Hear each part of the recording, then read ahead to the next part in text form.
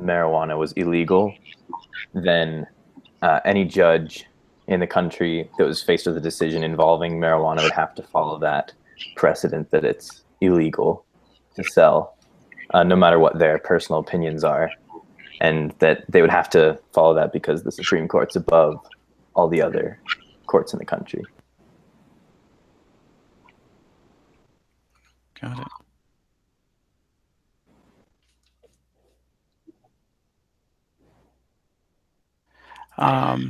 Richard, you want to share yours? Yeah, I'm trying to find it.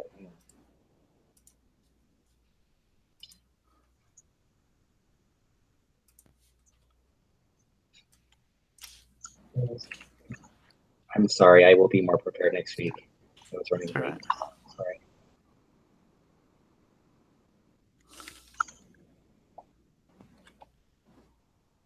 Okay, hang on. I have it on a Word document.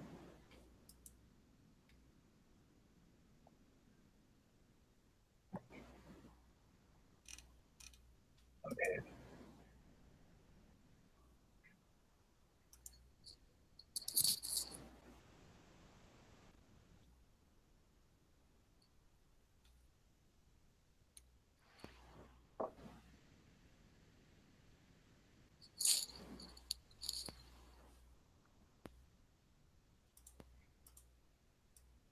Oh my goodness. Hold on. Sorry. Yeah, I can do mine while you're looking for That's yours. So I typed up just a fictional Joe is hired by Company A, and after a number of years contracts Raynaud's disease due to the vibrations of the drill he had to use. So Joe files a claim for an industrial accident, and the court finds in his favor.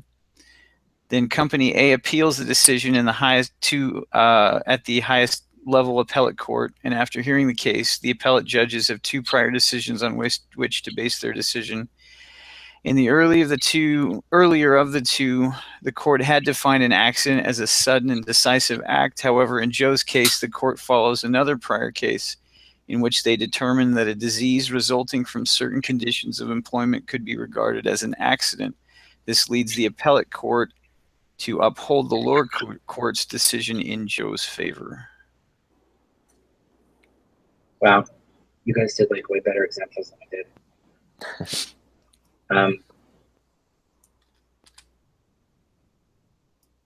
Hang on, it's on my other computer. All right. Basically, what what I said was that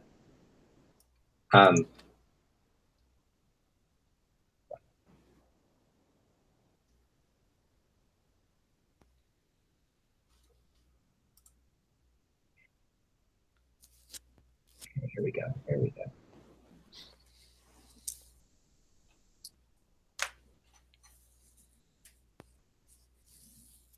Just a second. It's actually gonna open.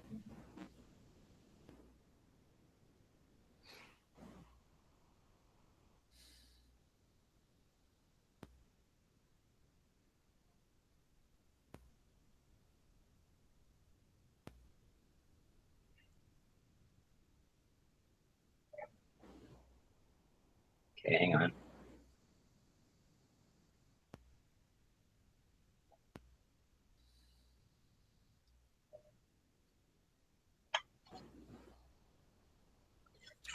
Okay, so what I put here is, because I said, it's a give an example of how a judge follows precedent, demonstrate when a judge is required or not required to follow precedent. And all I said was, it's an example of following precedent. I said a judge hears a case involving insurance fraud based on precedent found in a prior case in another court. The judge finds the defendant guilty. And I just said an example of when a judge is required or not required to follow precedent. I said a judge is required to follow precedent when they are hearing a case that is similar to a previous case for which a judgment has been decided as precedent. The judge makes a decision against precedent and the case is not appealed, then the decision will stand. All inferior courts are obligated to honor the precedent from the higher appeals court for their jurisdiction. If there is no precedent available in the jurisdiction that a judge is acting, then the court will look to other jurisdictions to see if there is precedent for cases tried in that jurisdiction. If there truly is no precedent available, then the court uses analogies from prior rulings by appeals courts. The court also looks to reference from legal scholars and utilizes its own logic to that's what I put. So I did more. So that would be really good. That's really good. On the template, that would be perfect for like our explanation of the example. Okay. If we want to do that, do you want to? If you could email that to me. Yeah. On the explanation of the example, it's just kind of like what you did, kind of like a general explanation of the concept and all that. Yeah. So that's awesome. That kind of cuts out that part of that, so we don't have to worry about that. So I guess we just have to go with either one of the two, and then form a quiz question. It doesn't even have to be that long of a question or that complex off of it. Well, as far as our example goes, I'm totally on board with using yours, Jeremy. Okay. Yeah, that was a really good example. So I didn't come up with it on my own. I looked around and found one. It's actually it's based off of a case called Ford versus Fitzsimmons. I think it was in Michigan. So that really happened. Do you have a Gmail address? Me? I do. What is it? It is JAYSEPH Yes. and then 95008 at gmail.com. Little zip code there. JAYSEPH95008 at gmail.com. Yeah. Okay. Do you want me to see? Or you could send it to the BYU Idaho address. I check that. I don't check my Gmail that often. Oh, you don't. Okay. But I will be now. I actually have my work email is through Gmail too. So what's that? What's your BYU? I'm sending it on my other computer. Yeah, just the one you've been replying to. Give me that. I don't have it on this computer. I'm on our Google Hangout on this computer, and then I've got my desktop right behind us. Okay. To BYU Idaho on this. What is your team? That is ERS 13002 at BYU.edu at BYUI.edu.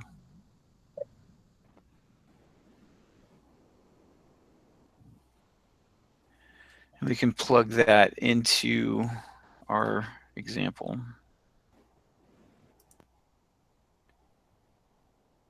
Okay.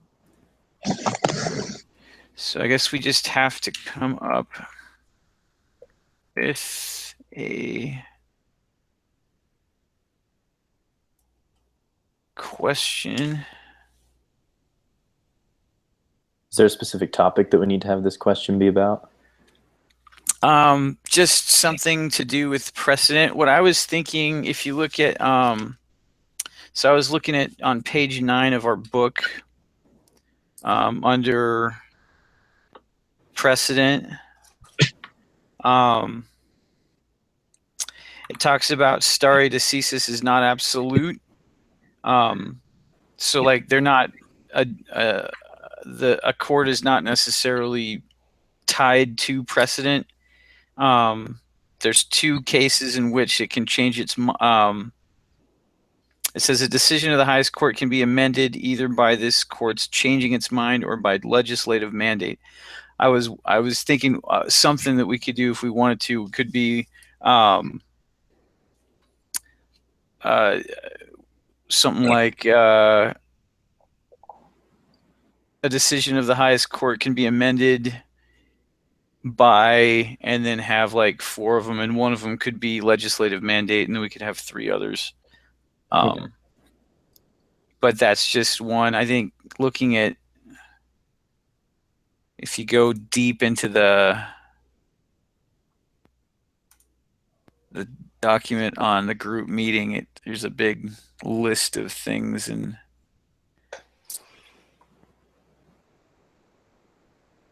they have they come up with like 5 questions.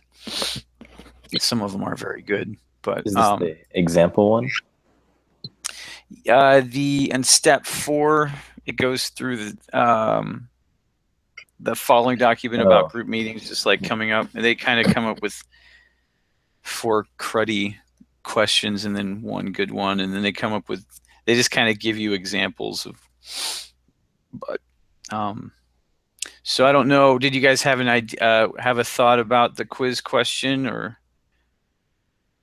Well, that sounds good to me, at least. Or we can Alright. come up with another one if you would like, but We don't It's have not to. It's not. Alrighty, I'm gonna copy this. Getting in here so I can pull this up too. Yeah, I know. I'm looking at some of these questions that they come up with, and I mean, it just seems like a professional put those. Yeah. Well, Don't need. All right, so I will copy and paste Richard's thing into our explanation. Okay. So when I get this done, I'll send you guys a copy through the BYU email, and then you can let me know if you want to change something. All right. sounds good. did you get that email? I did. I heard it come in. Okay. So I will just type in a higher courts decision can be amended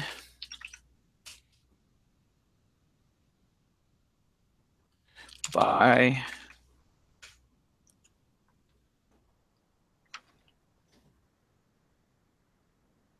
actually, I should probably turn it into a question. Well, you could do amended by ... kind of fill in the Yeah. blank. Oh, yeah, I can do that too. Huh?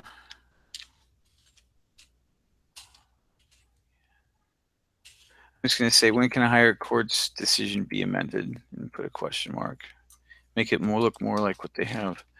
All right. So the correct answer is legislative mandate.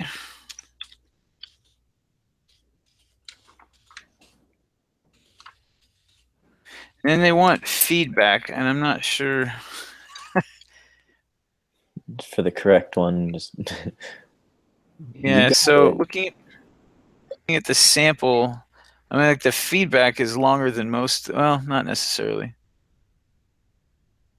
So I guess the first thing they suggest is go like the complete opposite direction for the incorrect ones. So I'm wondering what.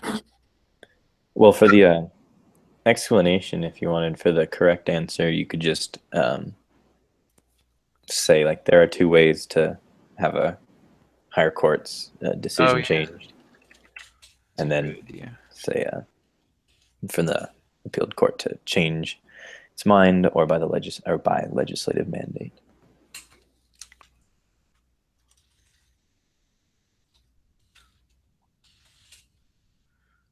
Yeah.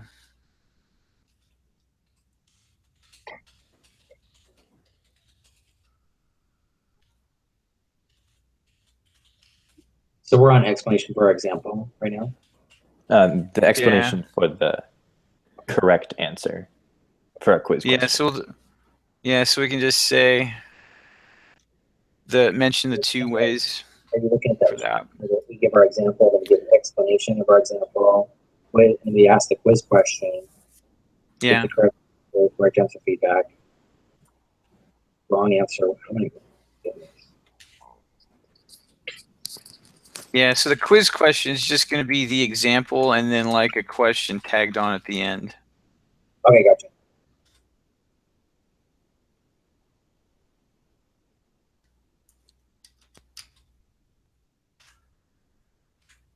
Ready? So then we need to come up with 3 wrong answers. So now tell me our question again. Our question is, when can a higher court's decision be amended, or when can they like override precedent? When can a higher court override precedent? Yeah.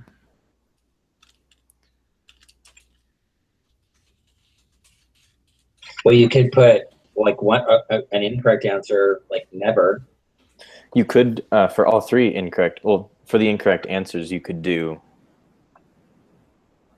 if you wanted to, I don't know, that one incorrect answer could be the court changing its mind. The other incorrect answer could be legislative mandate, and then the correct answer can be all of the above, or both A and B, Oh yeah. or something like that, if you wanted to, because there's two ways to change it, so it doesn't just focus on one. That's true. The feeling I get from the examples is they actually wanted like three obvious or three like kind of completely different answers. Right. I would like to go that way because it'd be a lot quicker. No. Although, actually, what we could do is only legislative mandate, only the court the changing court changing its mind, another incorrect one, and then A and B. Do we want to do that? Let's do that. Or maybe instead of calling it A and B, because Just I don't know do both. when it makes the quiz if it will randomize the answers, we could say both legislative mandate and the court changing its mind. Okay, yeah, let's do that.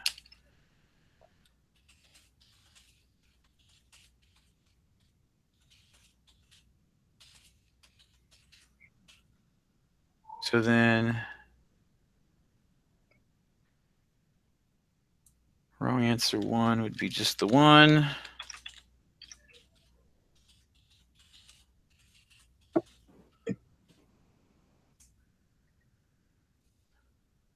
Wrong answer 2 would be just the other one.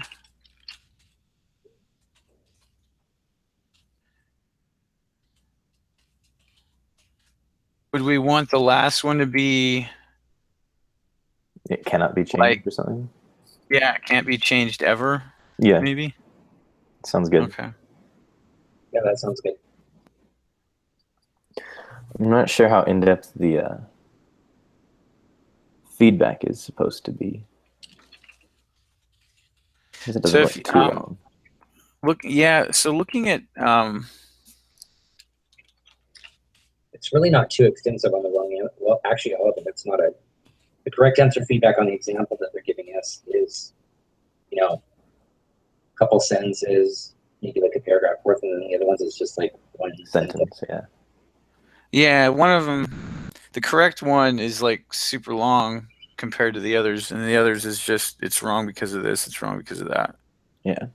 So for the two that say the court changing its mind, or just the court changing its mind, or just legislative mandate, for both of those you can pretty much write, though whatever the answer is a way to change precedent. It's not the only way, or something like that. Yeah, like it's not right all by itself. Yeah, that wasn't very thoughtful. Yeah, that works. Sorry. No. We can infer. No, that's it's good. All right. Let me look back here. I keep going through the different examples. All right. So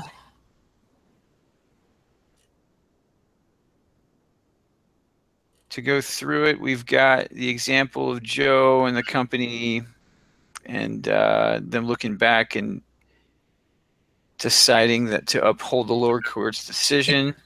And then we ask, when can a higher court's decision be amended? Our correct answer is through legislative mandate or the court changing its mind. Our incorrect answers are legislative mandate by itself, the court changing its mind by itself, and then the highest court can never change its mind, having to base new cases on precedent. How does that sound? That sounds good. All righty. So I think, and then I will, I'm going to go real quick back. Let me open up my Gmail. just to make sure I got Richard's email here.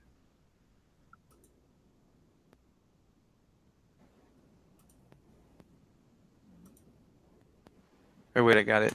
There we go.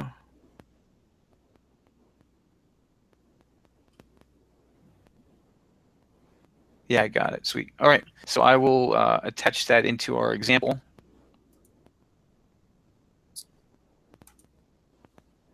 And then that will... I want to say I've got my computer's a little bit older, so I haven't gotten the most. Okay, cool. I got it. So sweet. I will put that into the example. And I think that's all we have to do for this one. I get the feeling this might have been an easier one to start. Yeah. It was kind of a mad rush. Just kind of Yeah. Yeah. With when I realized that this was week 2, I like mad read through the other 2 chapters. And, Yep. man, business law is not the most stimulating read. oh. And don't Not read by a long shot. You got it like you're way past bedtime and reading. Alrighty, cool. All right, so I'm gonna stop. Well, let me check real quickly. I think I can stop the broadcast. And